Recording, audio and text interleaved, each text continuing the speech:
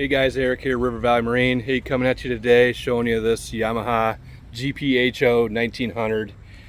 This machine is Yamaha's race platform. Very good for cruising, having fun, getting out there and ripping up the waves.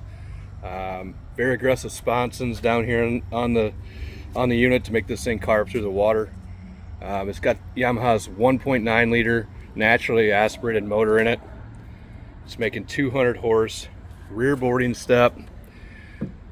You have plenty of storage in this thing. You got storage under your rear seat.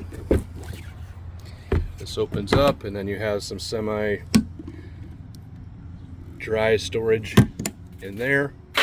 Underneath this is going to be your 1.9 liter power plant.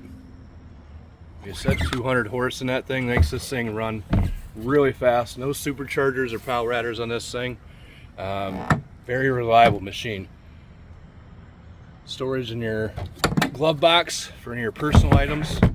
You have cruise control and no wake mode on this. A variable trim system, and then this is your speed adjust. On start, push button start stop.